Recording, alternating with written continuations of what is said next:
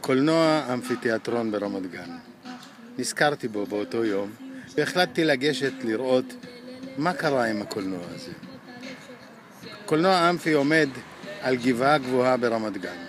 באותו יום שהגעתי לשם יכולתי לראות את כל האזור של תל אביב מהגבעה, ולמטה משפצים כרגע מקום חדש, גן אירועים גדול ויפה, ומגרש ספורט חדש, שעליו באותו יום במקרה לחלוטין התקיים טקס ט"ו בשבט של בית הספר שנמצא לא רחוק מבית הקולנוע.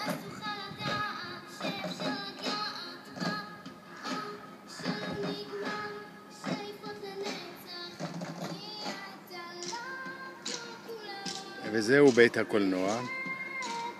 הוא היה קולנוע קיצי, עבד רק בקיץ, ללא גג, ועצים גבוהים הקיפו אותו מסביב.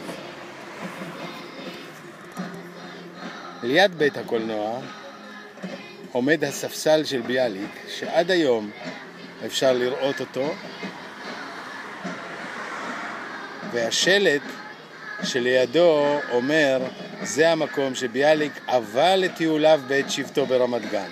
כך כתבו אז, וזו השפה שדיברו בה.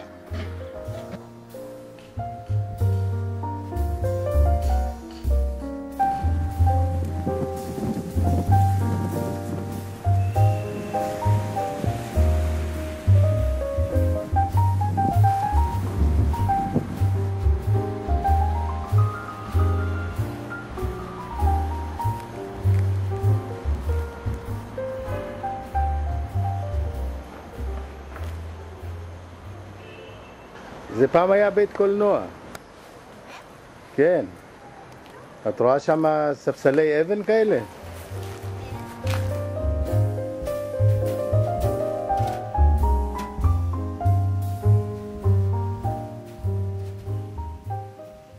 זהו, פעם זה היה בית קולנוע, והיינו באים פה לראות סרטים והצגות.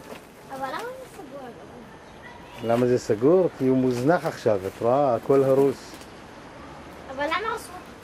למה הרסו? כנראה שהזניחו אותו. הוא עבד רק בקיץ.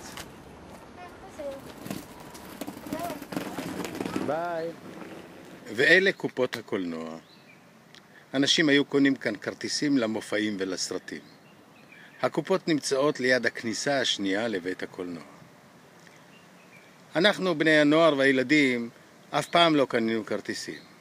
תמיד ראינו את הסרטים והמופעים מעל העצים הגבוהים שמשקיפים מעל חומת בית הקולנוע, ומשם יכולנו לטפס ולראות את כל הסרטים היפים של אותה תקופה חינם אין כסף.